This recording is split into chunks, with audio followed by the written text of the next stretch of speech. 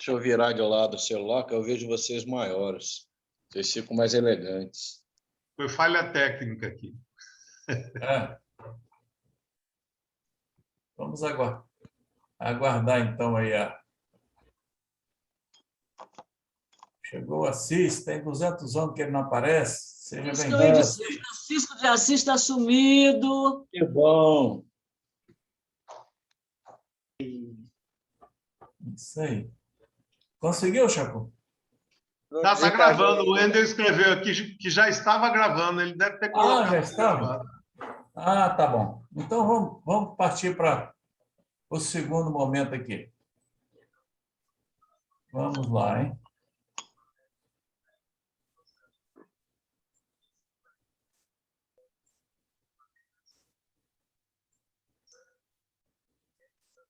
Pois bem, nós paramos aqui nesta folha, né? Vamos repetir aqui só para a gente poder relembrar aqui aonde a gente parou.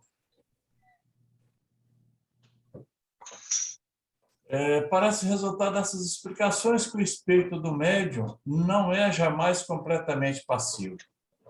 Ficou bem claro isso, né? Ele é passivo quando não mistura suas próprias ideias com as do espírito comunicante, mas nunca se anula por completo. Seu concurso é indispensável como intermediário, mesmo quando se trata dos chamados médiuns mecânicos. Aí entra aquela informação do animismo, né? Por isso que não existe, pelo menos por enquanto, no estágio que estamos, médium que não tenha essa função anímica, né, para processar, né? Então, isso nós paramos no dia 27 de outubro. Agora vamos ver hoje como é que estão as coisas. Iniciando, o conjunto fenomênico envolve algumas fases que julgamos de utilidade destacar. Dentre muitos fatos acessórios que influenciam no resultado final da comunicação, da consumação da comunicação. São elas as fases, né? Fase de atração, fase de aproximação, fase de desenvolvimento. Interessante, né? A gente está na prática mediúnica, né? E nunca pensa nessas fases, né? Nós vamos tocando o barco, como diz assim, nesse estudo do Palhano, ele foca muito isso aí, né? A gente vai mais na base da improvisação, né? Mas essas fases aí, realmente, elas existem e nós vamos ver agora aqui, né? A fase de atração. O que seria essa fase? Quando o desejo coloca o comunicante e o médium em condições harmônicas.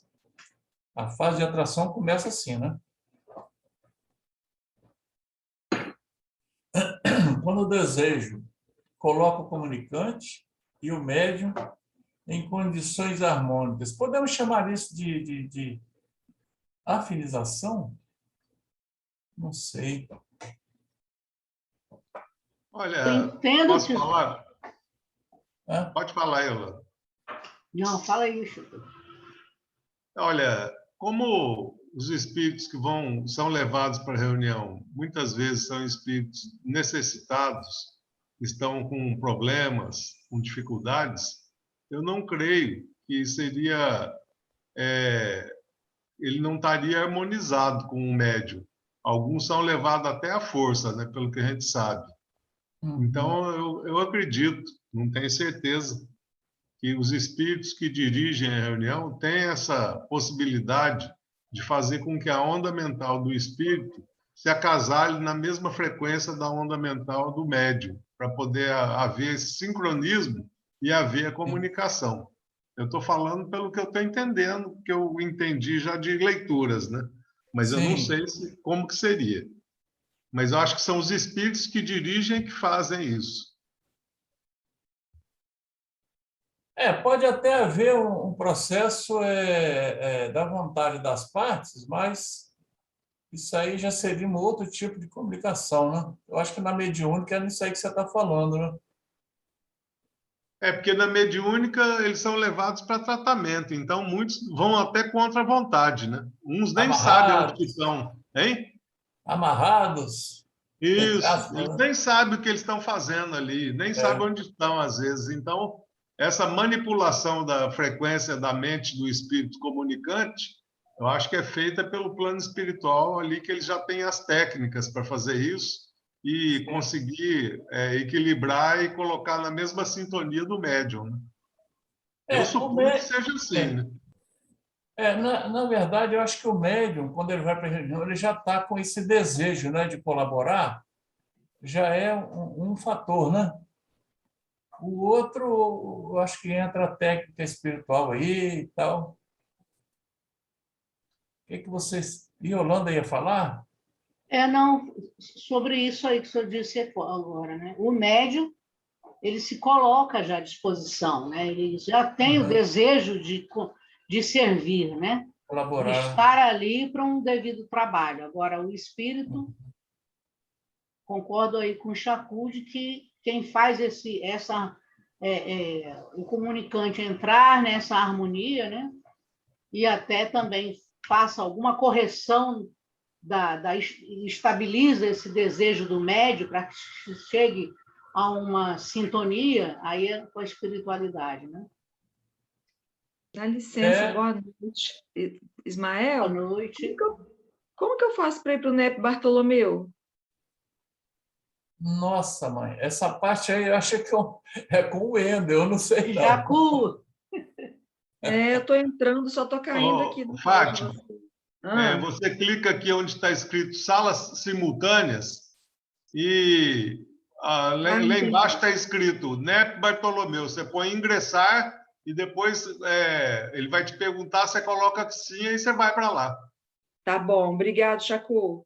Um Nada. abraço. Um abraço. Ô, Chacu, agora você traçou um paralelo com o que nós estamos falando, né? Se você fizer isso, está colocando a participante em condições harmônicas para entrar é Essa foi verdade. boa, hein? É preciso de um técnico para poder fazer isso, né? Ismael, Sim. então, eu estava escutando o Chacu falar e depois Yolanda, e os dois usaram uma palavra que eu estava na mente desde o começo, que é a palavra sintonia. Eu acho que o exemplo do rádio é muito interessante. Por quê? Digamos que nós tenhamos médiuns que estão na AM, tenhamos médiuns que estão na FM e outras sintonias que podem existir. E dentro dessa faixa, não precisa necessariamente o irmão que vai ser assistido, ele não precisa estar 100% harmonizado, mas ele tem que estar numa faixa em que, assim como no rádio, a gente muda de estação para poder sintonizar o que a gente quer, o que eu imagino é que cada médium é como se fosse uma banda larga, uma faixa de vibração, quer seja na AM, na FM, e que o técnico, como você acabou de dar o exemplo aí, faz a sintonia para poder tentar alcançar, né, aquela vibração que vai atrair justamente o irmão que vai ser assistido. Não necessariamente que seja uma harmonização direta com o médium, porque foi o que foi falado, às vezes não tem uma afinidade 100% compatível. Só que nós, pelas nossas imperfeições, nós temos uma faixa em que qual a gente faz a nossa sintonia. A gente pode estar mais avançado ou menos avançado, mas é uma faixa larga que permite aos nossos técnicos espirituais utilizar essa vibração para atrair, né, isso daí. O que eu acho que dá bem exemplo do rádio, porque ou você está na AM ou está na FM. É lógico que, tratando-se de mediunidade, nós teríamos aí uma infinidade de diferentes sintonias para a espiritualidade poder trabalhar. O assunto é complexo, não? E também pode não estar sintonizado com ninguém. Acontece, né? Com rádio nenhuma. Complicado, hein? Fora da frequência. Mas, geralmente, ali todos estão numa frequência. E quem regula essas frequências são os mentores que estão ali tomando a frente. Eles que regulam. É como se eu estivesse pegando meu rádio e tentando sintonizar ali para pegar uma música, um sertanejo, ou qualquer um que seja. Aí, para eles acoplar a minha energia com a do irmão que vai vir necessitado. Agora, me lembrei aqui de uma coisa que pode ser, né? Que quando o desejo coloca o comunicante e o médium em condições harmônicas. O desejo de quem? Primeiramente, a gente pensa no médium e no comunicante. Aí vem os técnicos, o desejo do técnico. De repente, o técnico deseja fazer esse trabalho. Aí vem a magnetização, vem o passe, né, para baixar a vibração, aumentar. Pode ser que seja isso aí, né? Ismael, muito boa a sua lembrança, porque a gente pode ter, inclusive, muito boa a sua lembrança, porque a gente pode ter, inclusive, vou dar um exemplo aqui, uma mãezinha espiritual com essa manifestação desse desejo que você está falando aí, encontra num grupo uma harmonização suficiente para ela poder trazer o filho dela e fazer o tratamento. Esse desejo aí ficou bem elástico aí para a gente poder trabalhar em cima. Né? Gisaldo Jerusa levantou a mão. Porque, na verdade, coloca o desejo no comunicante e o médium. Mas, na verdade, o comunicante nem sempre ele quer falar nada, né? Uhum. Muitas vezes ele está lá contra a vontade dele, né? Então, esse foi falado. Né? Então, o desejo aí realmente é do plano espiritual, dos técnicos, né? Do pessoal da reunião, que eles é que têm o interesse maior. E o médium que procura sintonizar, quer dizer, procura sintonizar, não, ele está aberto, né? Fica à disposição para entrar na frequência que precisar. E o comunicante, geralmente, muitas vezes, ele não quer estar ali nem de sintonizar com ninguém. Então, realmente, tem que ter técnicos aí para fazer esse trabalho. Tem que ter, não, tem, né? Esse ajuste. Olha, agora, à medida que a gente vai lendo, a gente vai lembrando de casos, né? Eu me lembro de um caso, eu não vou citar o nome porque é conhecido. O espírito se comunicou, tinha desencarnado há pouco tempo, né? E começou a falar, eu não já informei a vocês que eu não quero entrar nessa casa? Não já comuniquei a vocês que eu não quero contato com vocês? Aí chega nesse ponto agora do estudo que a gente fala assim, mas então o desejo dele não existe nesse caso, né? Foi o desejo de um terceiro, né, que fez com que a comunicação fosse produzida, né? Não adianta, eu não quero. Então, o desejo aí não existe do espírito. Foi bem focado isso aí. Esse desejo aí se desloca para um terceiro. É o que eu estou entendendo.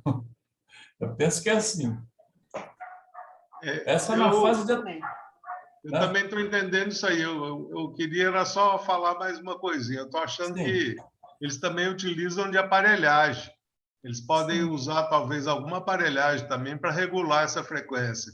Eu lembro numa das reuniões de quinta-feira, reunião de preces, que o Zé Grosso falou que tinha um aparelho lá de alta tecnologia, ele até usou a expressão high-tech, porque as emanações dos encarnados iam em diferentes faixas, e esse equipamento colocava todos aqueles fluidos numa mesma faixa de vibração para armazenamento. Então, está resolvido, então. Hein? Está resolvido, tem um aparelho que ajusta tudo. Não, eu acredito que, como eu fiz a analogia com essa reunião de preces, né? Que a gente estava doando, e eles equilibravam todas as emanações através de um aparelho que ele ainda chamou de high-tech. Ele falou, nós estamos com um aparelho high-tech aqui. Então, na reunião mediúnica pode ter isso também, né? Pode ser. Como diz os antigos, há mais coisas entre o céu e a terra do que a vã filosofia possa imaginar, né? Exatamente. Mas, Ismael, Para isso acontecer, para que essa comunicação venha, mesmo sem o desejo do desencarnado, tem que haver, lá no fundo mesmo dele, um desejo de melhora. Porque senão, como é que fica o livre-arbítrio? É Tomás, né, que está falando? É ele mesmo. Seu som está meio prejudicado, mas deu para entender. Mas é o que a gente sempre fala aqui, né? Essas comunicações, elas não são controladas por nós encarnados. Uhum. É a equipe espiritual que vê necessidade, né? E pode até analisar lá no fundo, né, de um sentimento qualquer, ser aproveitado, né? Sim, porque de repente ele não queira vir à nossa casa. Porque, de repente, para uma outra casa, onde tivesse pessoas desconhecidas, ele ficasse mais à vontade para fazer a comunicação. Ismael. Fala. Me permite que antes de um pouco de ser falado agora, isso aí com relação ao livre-arbítrio, isso veio na minha cabeça. E enquanto agora foi questionada a questão do livre-arbítrio, e eu já tinha dado o exemplo da mãezinha que pode querer trazer um filho para tratamento, uma mãezinha espiritual, um pai, alguém próximo. A questão também é igual, por exemplo, você pega uma criança, vamos materializar esse exemplo. Você pega uma criança, o pai e a mãe chegam e falam, vou levar você no posto de saúde para dar uma injeção. A criança vai falar pelo livre-arbítrio dela que ela não quer tomar injeção. Mas o pai e a mãe, por uma questão de amor e caridade, vai levar a criança para tomar a injeção. Então, a gente tem que tomar... Eu sei que é um pouco confuso, às vezes, dá a impressão que é uma quebra de livre-arbítrio, mas não é uma quebra de livre-arbítrio, porque para ter a plenitude do livre-arbítrio, a pessoa tem que ter consciência plena para ela poder escolher. Se ela não tem plena consciência, ou está, por algum motivo, pela imaturidade, ainda não está conseguindo compreender a questão, então não é que ela está exercendo o livre-arbítrio dela, ela não está conseguindo exercer o livre-arbítrio dela, e por isso tem a intervenção. Igual acontece esse exemplo que eu dei da criança. Então, às vezes, o espírito pode estar lá falando que não queria estar naquela casa, mas um espírito amoroso, próximo a ele, que tem uma visão mais ampla, consegue ir com muito mérito, possivelmente, para poder, às vezes, plantar uma semente. A gente já cansou de saber que uma reunião apenas, às vezes, não resolve. Uma comunicação, às vezes, não resolve nada, mas é uma semente que se planta. Com certeza. Eu ia até comentar, Ismael, não com as palavras bonitas do nosso querido irmão, é o que acontece. Quando a gente está numa situação de só saber ter uma visão de um jeito só, nós não temos o livre-arbítrio da gente como é medido. Então, a espiritualidade, em diversos casos, na maioria, quando chega a trazer, é porque é onde o Alexandre falou, esse irmão não está tendo condição de se colocar como um dono da verdade. Eu quero isso, eu não quero. Chegou um momento dele ser atendido, porque a espiritualidade o levou ali, porque está vendo que ele não está tendo noção do que é livre-arbítrio ou não. E na mente dele vai ficar a vida toda isso aí, se for o caso. Então, nunca vai ter oportunidade. Então, precisa, porque para juntar situações para ele conseguir enxergar um outro lado, mas na frente ele vai ter um livre-arbítrio, com certeza. Então, não consigo ver assim, gente. Doutrina espírita não é fácil. Eu ainda não consigo ver por esse prisma. Porque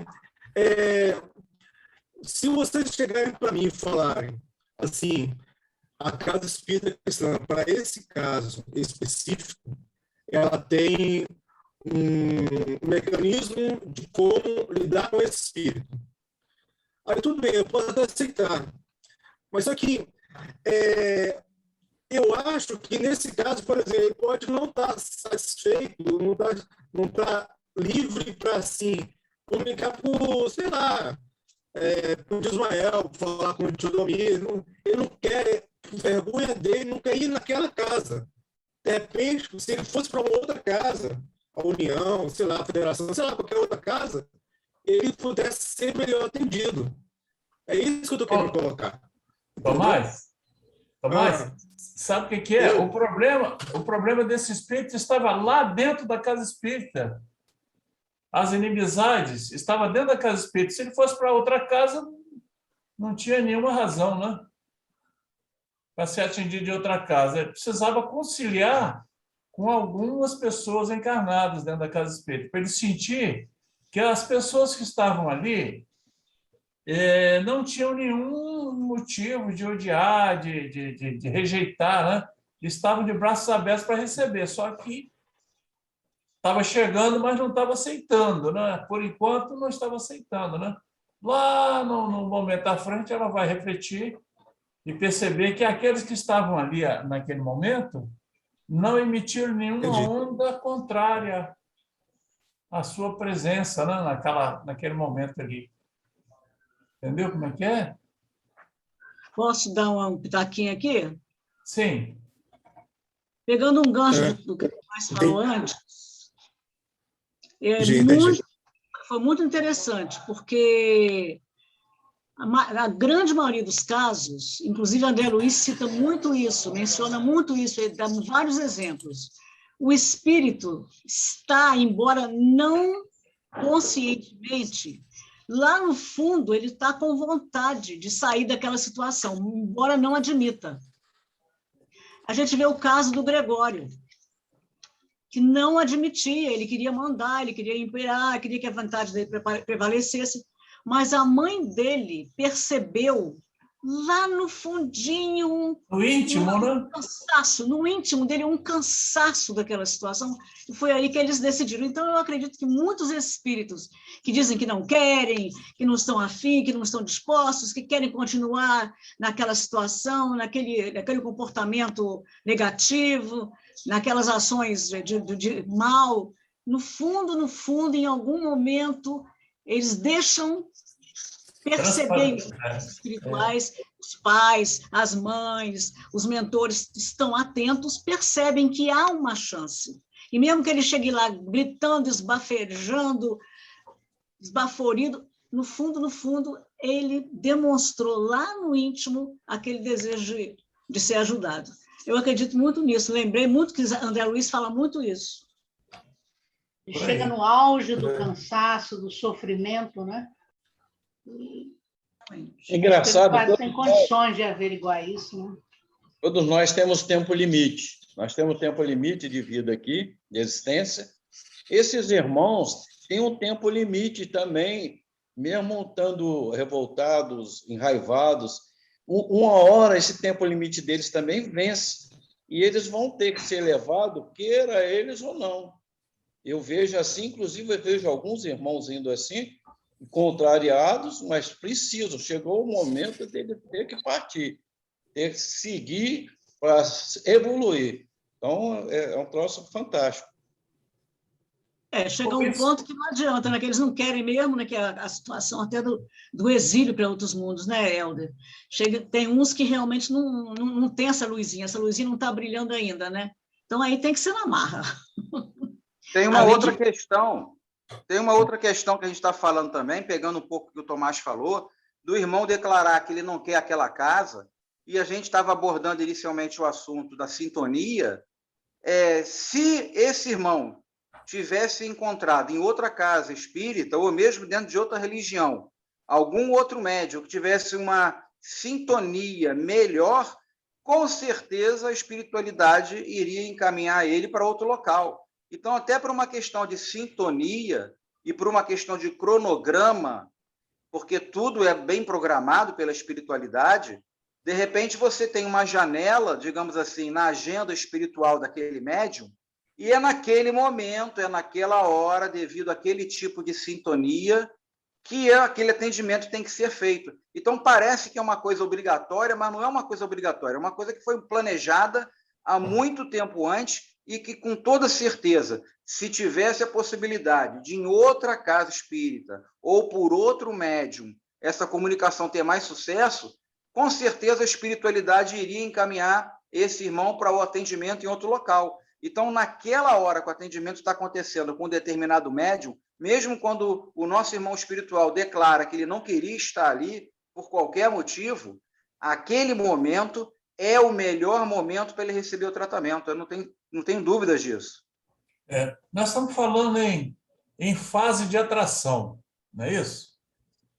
Percebe? É uma coisa importante que, naturalmente, vocês já devem ter ouvido falar, que o que une as pessoas não é só o amor. O ódio também une as pessoas. Vocês já ouviram falar nisso? Certamente. Já, com certeza. Une, mas o ódio também une. O ódio é o amor que adoeceu. Isso. Então, até por esse fator aí, essa fase de atração funciona, né? Quantas vezes a gente já ouviu comunicações e a gente até viu na reunião de quarta-feira um espírito indo atrás de outro. Né? Não encontrei ele aqui agora. Aí teve um caso que foi por 2 médiums, né? Quando atendíamos eu acho que um dos médiums era Yolanda e o outro médium era a Clara, as duas comunicações já veio uma com a outra, né? Que eram espíritos vingativos um do outro. Vamos ver aqui um outro item da fase de atração? Ismael, só um segundo. Tomás, a sua participação é muito importante para nós. Para a gente refletir. Só que está muito difícil da gente conseguir entender o que você está falando às vezes. Dá uma melhorada aí na posição, talvez a posição que você está em relação ao Wi-Fi ou alguma coisa, porque a sua conexão está muito picada, está muito falhada. Tá bom. Melhorou? Ainda não. Vou mudar de posição. Mas enquanto ele muda de posição aqui, eu vou vendo aqui. Quando isso ocorre, esse desejo de médium condições, quando isso ocorre, o comunicante é atraído, não importando onde se encontre, para a linha de força, ou seja, para a frequência, né, correspondente, existente no campo de possibilidades metamagnéticas do médium. Aí a parte mais técnica, né? Aí os técnicos trabalham aí nessa frequência para ajustar, igual o Chaco estava falando, o Alexandre também chegou a falar, né? Esse campo de frequência aí, ele mais elástico, né? Ele pode acomodar algumas frequências próximas, né? Quando você pega um determinado rádio, às vezes a onda não está boa e tal, aí você vai tentando buscar o ajuste, né, até encontrar a sintonia ideal, né? Então, quando isso ocorre, o comunicante é atraído, é como se fosse um imã, né? Ele chega e vai sendo puxado para ali, mesmo contra a vontade, às vezes, entre aspas, né? Continua o quê? Como se dá a atração? Tomás, já ajustou aí?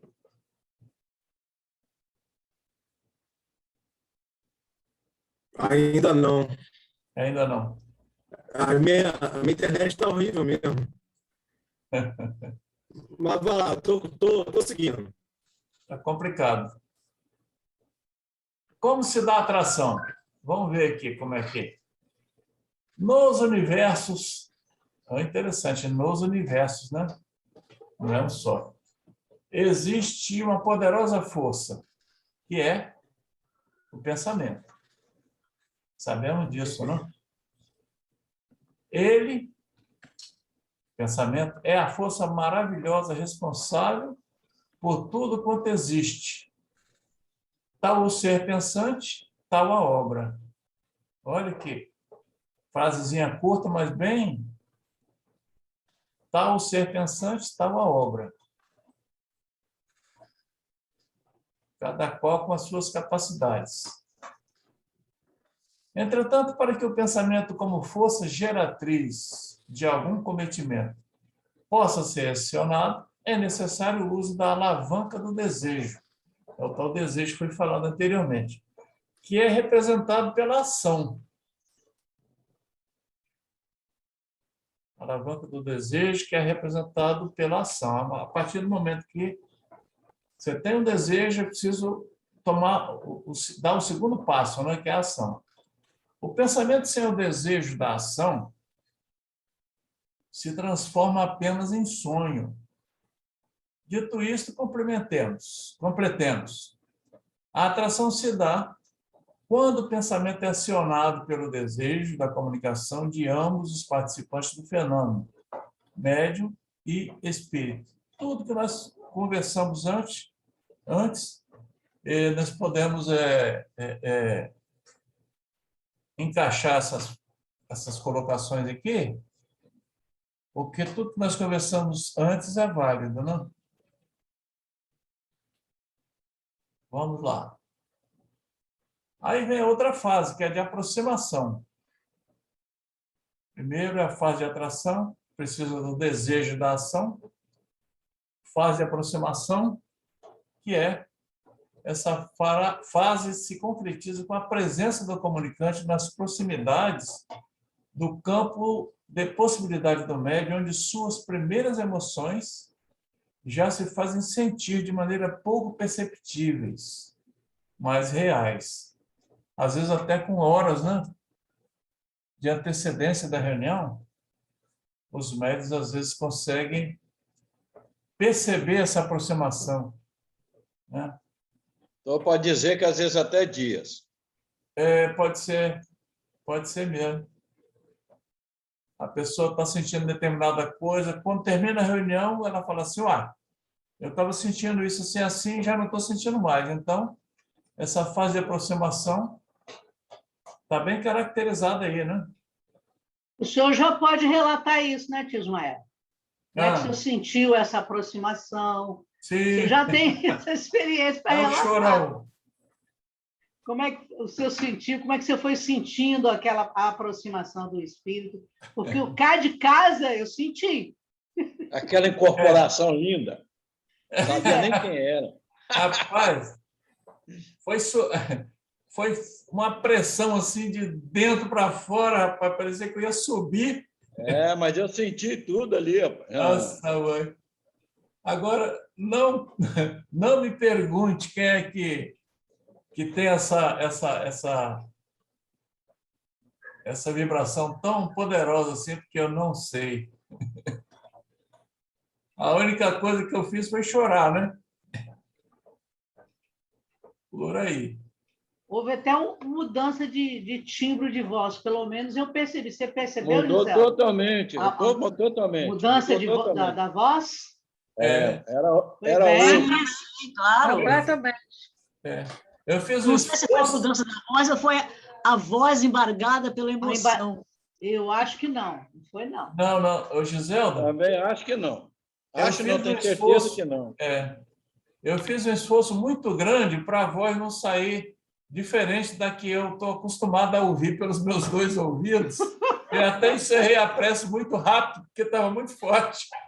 Olha... Essa força desse espírito parece que é força de mãe, hein? Eu também acho. Jerusa também já falou isso. Quando o senhor começou, né?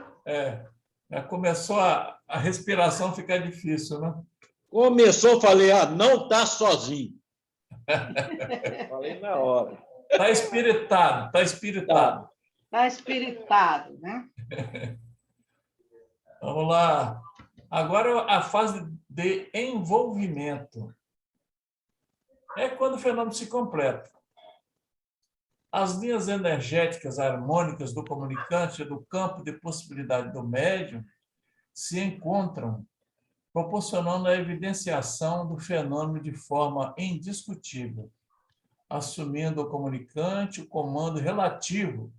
Esse relativo aqui é importante. O comando relativo das ações, variando de influência mental ao domínio total do físico e quase total da mente. quase total da mente, guardando o médium, entretanto, o domínio das últimas decisões. Então, eu comparando agora, né, o que nós estávamos conversando, eu tinha consciência de que aquilo não estava na minha normal procedimento, né? Mas a mente tentando corrigir, não, esse timbre não é meu, coisa parecida, né? Então,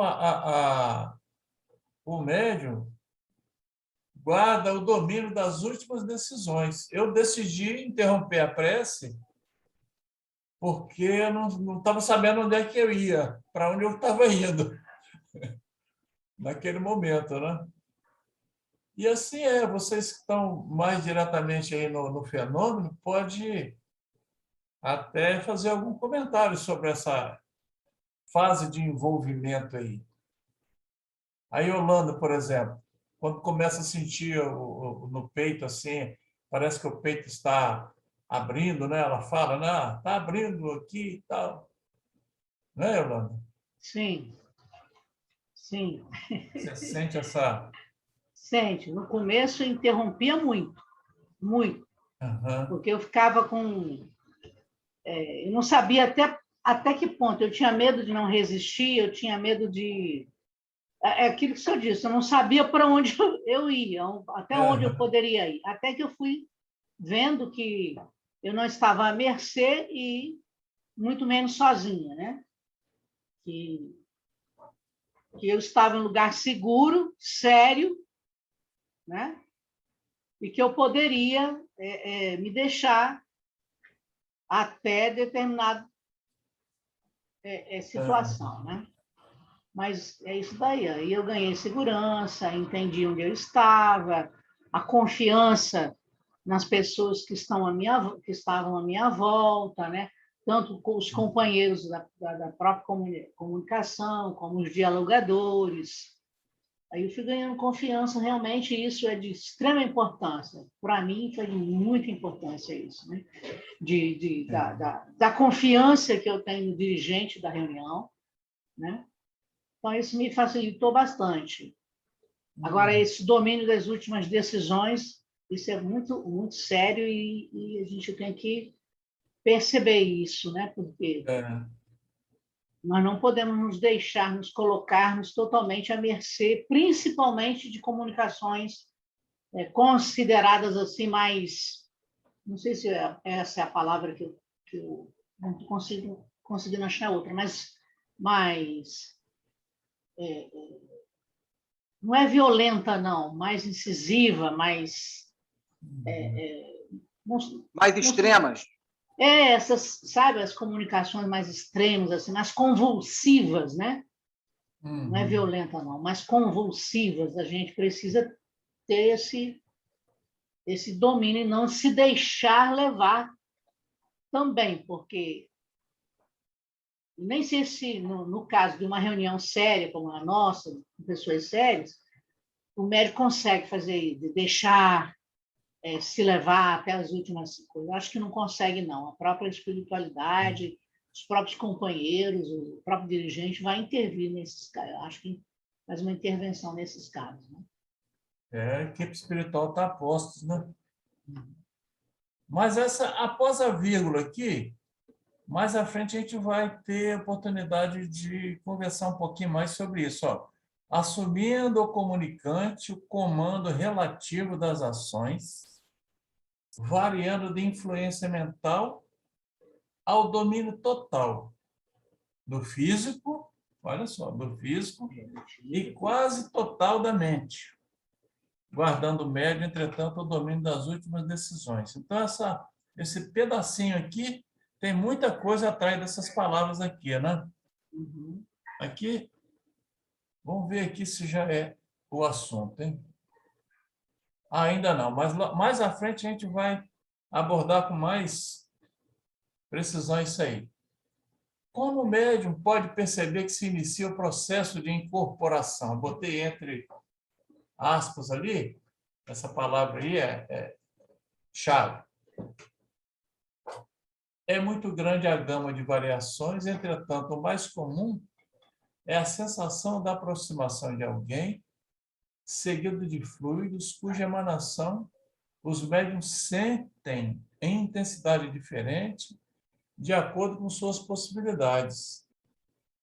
É mau cheiro, né, do comunicante, cheiro de bebida alcoólica, tudo isso vem junto, né? Vocês que estão diretamente ligados às comunicações, não é isso mesmo que acontece?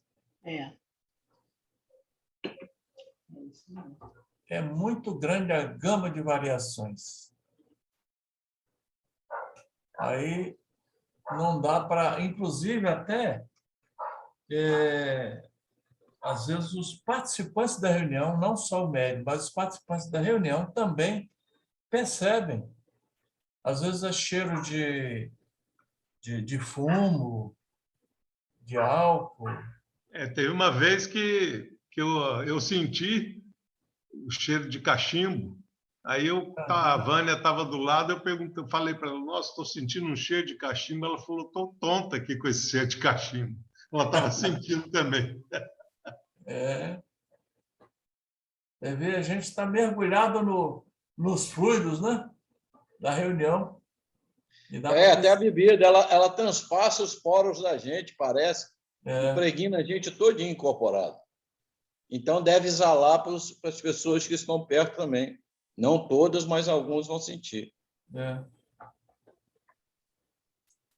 Sensação de calor ou de frio, alguém já sentiu isso? Nossa. Tem vezes que manda desligar o aparelho, o outro manda ligar. É complicado, né? Liga para resolver esse problema do ar-condicionado. Então, para resolver esse problema é terrível, viu? Liga aí. Aí o outro fala, desliga aí. Você vai como? Sensação de calor ou de frio em algumas partes do corpo, principalmente as extremidades, cuja sensação, algumas vezes, vai se estendendo a todo o corpo. Essa sensação de calor já me deixa mais sossegada, porque como eu sinto frio, esse é independente de eu estar na reunião mediúnica, né? Eu sinto muito frio e preciso me cuidar em relação ao frio. Então, na reunião mediúnica, quando eu começo a sentir um calor exacerbado, que eu sinto que o calor saindo por todos os poros, né? Principalmente da parte aqui cardíaca, dos braços, às vezes da cabeça. Então, já sei que aquele calor não está relacionado comigo, porque não é o meu natural sentir calor. Às vezes a gente percebe até o suor na testa, sim, no rosto. Mais um. Depois o médium vai sentindo o bloqueio gradativo de seus pensamentos, uma mistura que se processa com pensamentos alheios, e logo no estágio imediato o médium percebe que os pensamentos alheios vão se tornando mais intensos que os seus, indo esse processo até a tomada total do campo mental. É logo assim que a pessoa inicia na reunião mediúnica, a gente sempre fala assim, olha, o que você estiver pensando, verbaliza.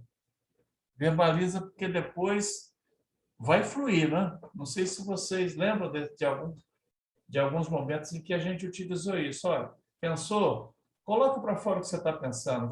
Fala o que você está pensando. Aí a pessoa começa a falar e dali segue a comunicação, né? Até a tomada total do campo mental. Você facilita aí a comunicação. Isso no início, né, do processo mediúnico, a pessoa vai para a reunião mediúnica, né?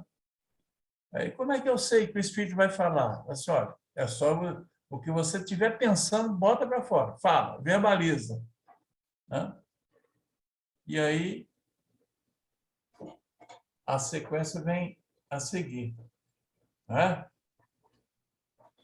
Ismael, deixa eu fazer uma pergunta. Eu não sei se acontece com todo mundo, tem troço que... Aí é a pergunta. Eu incorporado, pode estar o frio que for, o calor que for, eu consigo ficar de um jeito que não me altera eu sentir calor ou frio. Eu fico como se fosse estabilizado. Isso é normal? Olha, tem até pessoas que conseguem fazer isso. O Wallace é um desses. Ele não sente nem frio nem calor. Eu não Então, sinto. normalmente, ele tem essa capacidade de compensar Ainda a bem. temperatura, né? Então, Então, isso aí pode ser aquisição de cada um mesmo, né? O próprio organismo gerencia isso aí. Aí fica mais na parte anímica do médium, né? De processar isso aí. Agora, eu não sei se os outros... Aí, Orlando, ainda há pouco falou alguma coisa contrária ao que você está falando. Então, cada médium sente diferentemente, né? porque eu vou em lugar frio, em geleira, às vezes, junto com os mentores vão lá buscar, eu estou acompanhando, e está frio para danar. Mas eu consigo me manter com a temperatura estável. Eu, ao contrário, sou no fogo também, diversas vezes. Interessante, ainda bem que o tal do Wallace faz também, né? Eu pensei que eu estava fora do padrão. Ele nem precisa estar em transe, não. Ele normalmente. Nós já tivemos a oportunidade de viajar por aí fora uns tempos, né? Muitos anos atrás aí, às vezes a gente ia para lugares aí frio pra caramba, principalmente no sul do estado. Todo mundo encapotado e ele de manga de camisa. Tá sentindo frio? Não, não estou não. Mas no meu natural eu sou calorento. É o cotidiano do Wallace, sempre foi assim, eu me lembro disso. Mas meu cotidiano eu sou calorento. Na mediunidade... Temperatura e com sono também, né? Vamos dar mais um salto aqui? Continuando aqui, como o médium pode perceber que se inicia o processo de incorporação. Sentem a seguir uma espécie de sopro quente ou frio, tal seja o caso, em um dos ouvidos ou em ambos. E, ele está citando aqui uma variedade, né? Nem todo mundo tem essa mesma percepção, tá? Como se uma corrente de ar se introduzisse pelos ouvidos, né? Uma espécie de corrente elétrica percorre todo o seu corpo, quando se consuma a posse do aparelhamento mediúnico. Casos existem diferenciados, né? Cada médium tem uma percepção diferenciada. Nem todo médium é igual. O espírito toma posse do corpo, olha só, vamos focar nisso aqui. O espírito toma posse do corpo ou da mente, ou ainda do corpo e da mente, e inicia a fase de comunicação. Essa palavrinha aí é complicada, né? Tem discussões aí acadêmicas sobre isso. Aí, então, o que eu mandei até para vocês aí, mas ficou difícil de ler, né? Para a gente antecipar essa conversa nossa, né? Sobre a possessão. Nós lemos. Voltando no slide anterior, esse toma posse aí que ele coloca não é tomar posse do corpo do médium. Não, ele se coloca à disposição de fazer a comunicação. É isso que eu estou entendendo, não pela posse de tomar posse meus aqui, não. Eu quis antecipar essa conversa para a gente poder facilitar nosso diálogo aqui. Logo a seguir, vem isso que você está colocando aí, ó. Possessão. A posse física do encarnado? Vamos passear um pouquinho nisso aí? Eu acho que não vai dar para discutir muito. Para poder a gente concluir. Olha só, em abril de 1857, no Livro dos Espíritos, Kardec coloca lá, 473. Pode o espírito tomar temporariamente um invólucro corporal de uma pessoa viva? A pergunta. Resposta. O espírito não entra em um corpo como entras numa casa. Vamos seguir. Desde que não há possessão propriamente dita, isto é, coabitação, os dois espíritos no mesmo corpo.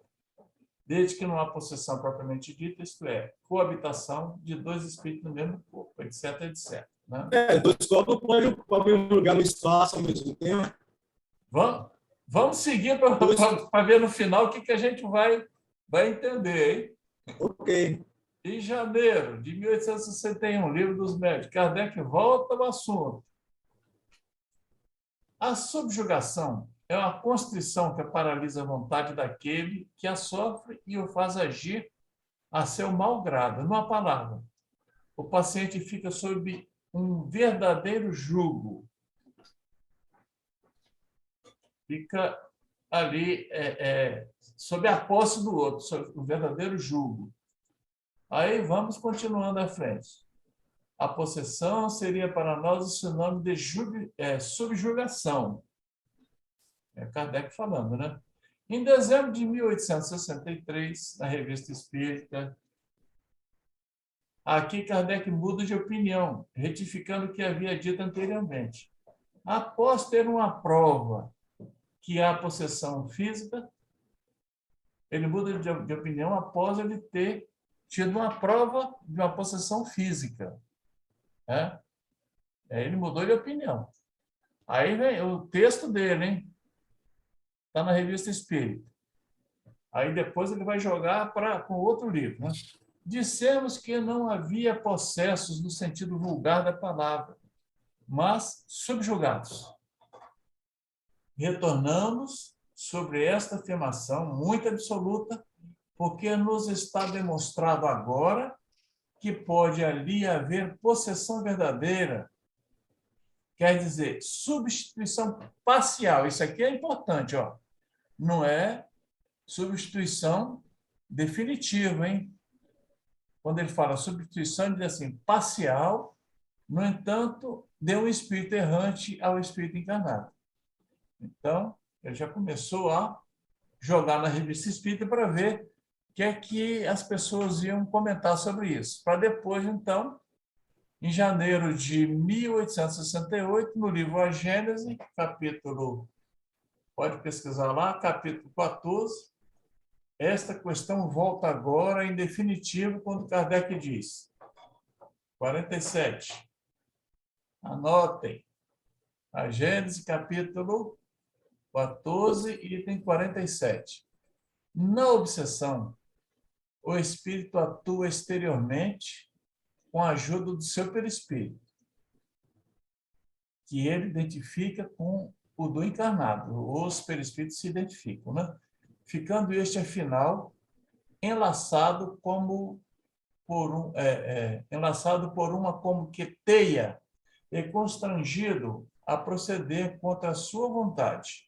Aí, no caso da possessão, né? Já uma obsessão bem avançada. Né? Aí, né? Na possessão, isso aí no capítulo 9, número 18. Na possessão, em vez de agir exteriormente, o espírito atuante se substitui, por assim dizer, hein? Ao espírito encarnado, toma-lhe o corpo para o domicílio, sem que este, sem que este, no entanto, seja abandonado pelo seu dono, pois que isso só se pode dar pela morte. A possessão, conseguintemente, é sempre temporária, é intermitente. Olha, é sempre temporária e intermitente.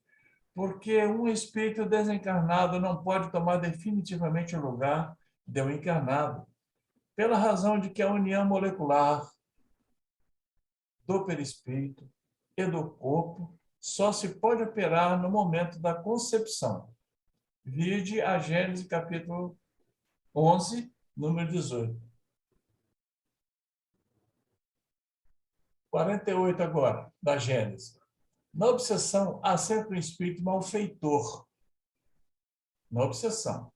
Na possessão, pode tratar-se de um espírito bom, que queira falar e que possa, e que, para causar maior impressão nos ouvintes, toma do corpo de um encarnado que voluntariamente lhe empresta, como emprestaria seu fato a outro encarnado. O fato aqui da língua portuguesa, de Portugal, quer dizer roupa, terno, conjunto de roupas, né?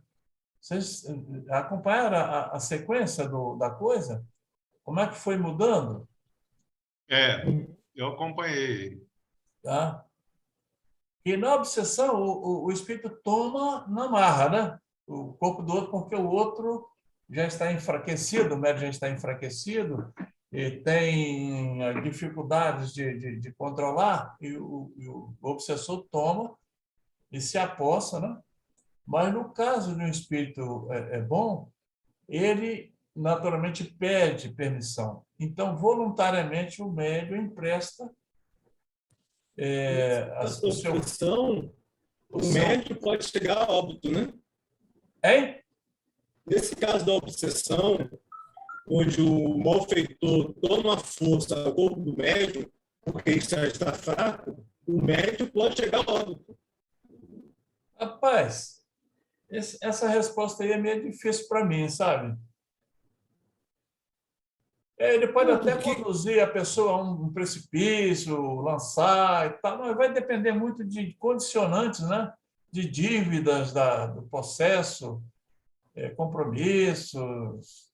Vamos ver se lá na frente a gente consegue eliminar essa dúvida aí. Isso se verifica sem qualquer perturbação ou incômodo, no caso do espírito bom, né? Não há incômodo, mas no caso do malfeitor, sim, é um mal-estar terrível, né? Para o obsidiado. Isso se verifica sem qualquer perturbação ou incômodo durante o tempo em que o espírito encarnado se acha em liberdade, como no estado de emancipação, conservando-se esse último ao lado do seu substituto para ouvi-lo. Então, vem lá um espírito bom para poder dar uma comunicação. O que eu vou fazer?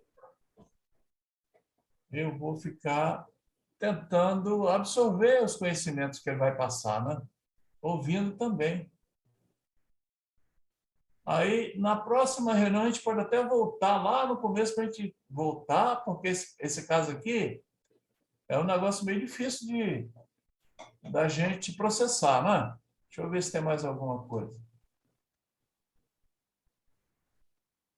Sim. Concluímos que o escritor espírita Paulo da Silva Neto Sobrinho, concluímos com ele, né? Que nós demos um artigo dele, dizendo: podemos aceitar sem medo de estarmos totalmente errados, que em alguns casos há mesmo o que popularmente já se diz de situações como essas, qual seja a real incorporação no sentido exato da palavra aplicado a esse fenômeno mediúnico.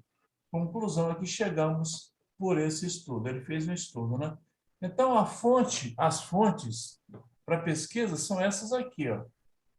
Pode ser pesquisado em Hernani Guimarães Andrade, Espírito pelo Espírito e Alma, em Leão Denis, No Invisível, a Gênese, que é dos capítulos que nós falamos ali, o Livro dos Espíritos, o Livro dos Médiuns, a Revista Espírita, no tomo 11 e no tomo 12, e também nos domínios da mediunidade. É um assunto muito, muito difícil da gente interpretar, né?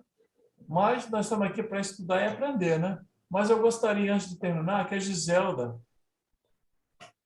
contasse aquele caso, Giselda, que você me falou. Pode ser? Pode sim. O caso está no livro Forças Libertadoras, de Rafael A. Ranieri. Ele era um delegado de polícia, escreveu 2 livros, fez muita pesquisa, inclusive ele teve muito, no livro Materializações Luminosas, ele teve várias fotografias, ainda, acho que esse livro é disponível para venda, de materializações, etc. Mas vamos direto no assunto, que esse caso está no livro Forças Libertadoras, em que ele cita um caso documentado, inclusive há fotos da médium, há documentos da escrita dela. Giselda? Oi. Um segundinho só para me dizer uma coisa. Olha, esse médium Ranieri, ele foi muito massacrado, não só por essas informações, mas por outros livros que ele escreveu, né?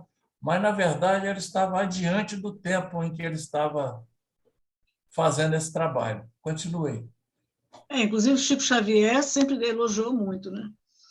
Então, sobre o caso de uma moça que ela estava com uma jovem, ela estava com intenções, ela não estava feliz da vida, ela estava com intenções de se suicidar, e ela tinha uma missão, ela tinha uma situação que ela não podia mais falhar, ela já tinha falhado em outras vidas. Então, os espíritos decidiram, planejaram afastá-la do corpo e levá-la para o mundo espiritual, a fim de que ela pudesse ser, vamos dizer assim, entre aspas, doutrinada, ser relembrada da sua missão, relembrada de todos os problemas que ela passou, as dificuldades, o que ela havia se comprometido a realizar. E, enquanto isso, apareceu no seu corpo, foi incorporado, tipo uma possessão mesmo, no seu corpo, um espírito feminino que ficou na sua casa, junto à sua família, dormindo no seu quarto, comendo, se alimentando, durante 15 dias. E esse espírito falava numa língua que ninguém entendia.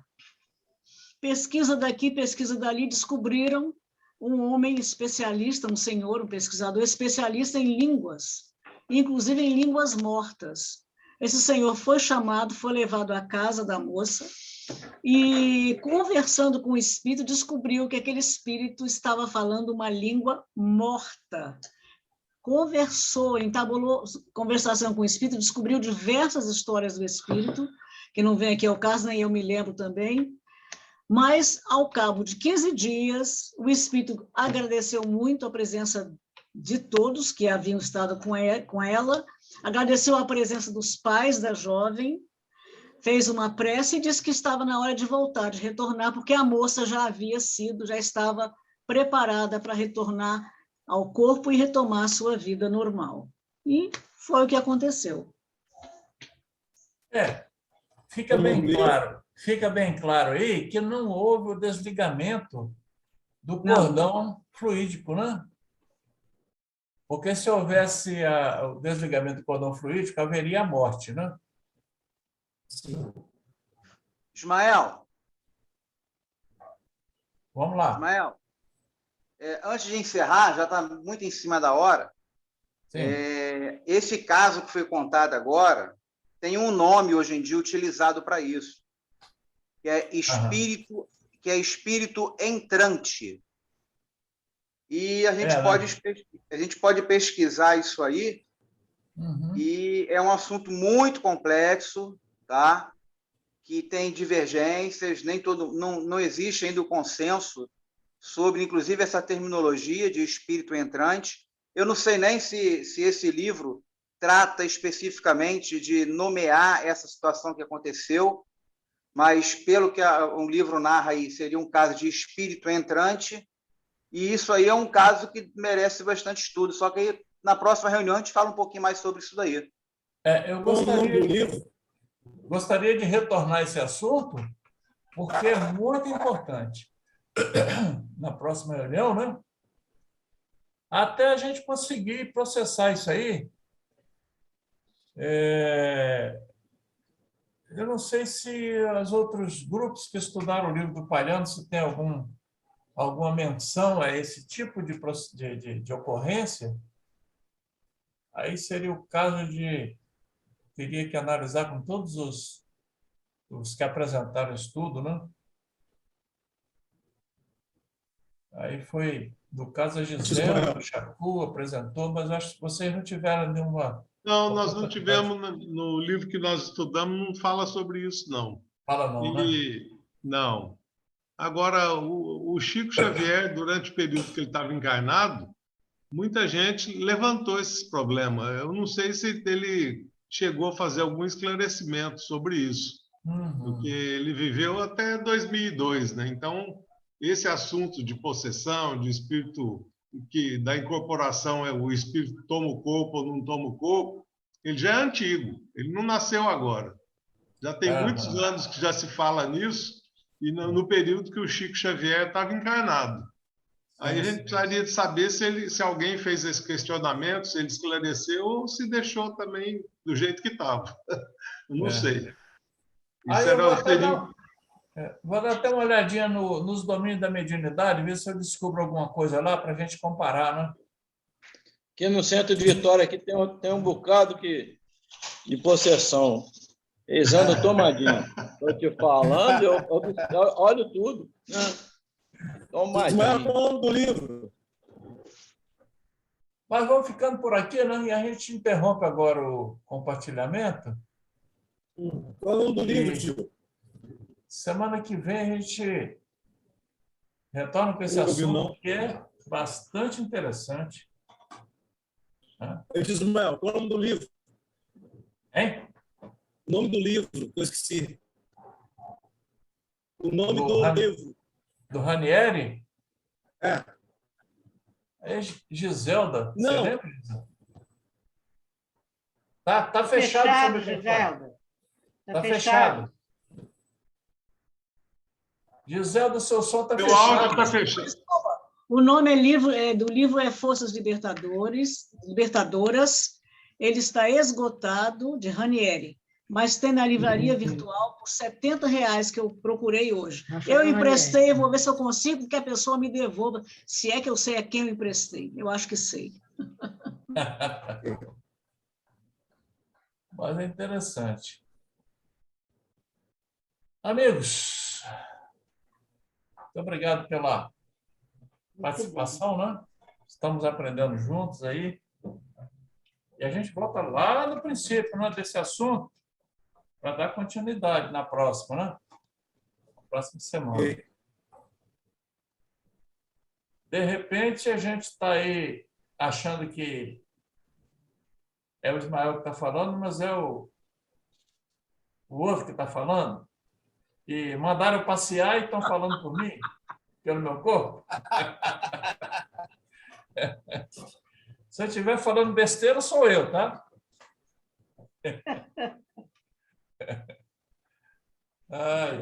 Brincadeiras à parte, né? Mas é um estudo muito interessante. Vamos para a nossa prece, gente? Quem é que poderia fazer para nós hoje o agradecimento?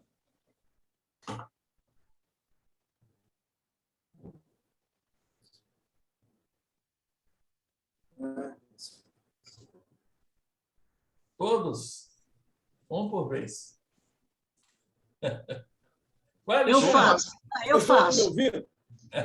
Eu faço. Tá bom.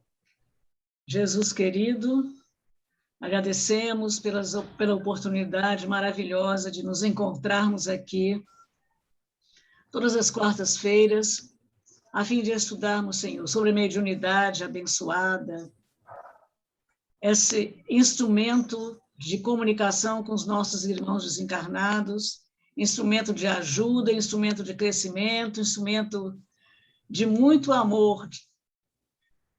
Que agradecemos também a presença dos amigos espirituais conosco, estão sempre a nos intuir, a presença de outros amigos, outros espíritos que vieram para, juntamente conosco, aprender, e rogamos, Senhor, que Tu possas continuar conosco, nos amparando, nos inspirando, a fim de que nós não desistamos jamais de prosseguir, lutando, trabalhando, para alcançarmos, Senhor, através de Ti, que é o caminho, verdade e a vida, o reino do nosso Pai. Fica conosco, agora e sempre. Assim seja. Assim seja. Que assim seja. Que assim seja, graças a Deus. Um beijo no coração de cada um. Gratidão. Beijo, Muita paz. Gratidão, gratidão. Muito bom. Tenha uma noite Beijo no abençoada. coração de todos. Beijo, Boa noite a Silvestre. todos. Boa Fiquem com noite. Deus. Deixa um beijo para Olha chocolatinho. a cara do Assis. Boa noite. Boa noite. Cara de sono, hein? Aí, ó. Tá Estava bem. dormindo, estava dormindo. Anda aqui. Tchau, tchau. Boa noite, Deusete, Douglas. Boa noite, meu querido. Boa noite, gente. Boa noite. Boa noite, Zelda, Jerusa. Obrigado Tchau, pelo tchau. ensinamento de hoje. Ismael, Chacura, Helder, Tomás, Deusete, Assis, Tomás. Um abração a todos. Beijo no coração. Boa noite, garotinho. Beijo no coração de vocês. Boa noite, amores. Fica na paz. Tenha noite abençoada. Até, mano. Tchau, tchau. Um beijo, Julieta, Tchau, Assis. tchau. Tá, obrigado. Como diz Chico, daqui a pouquinho a gente se encontra para trabalhar, né? Beleza. Tchau, tchau. Fica com Deus. Tchau, vocês também.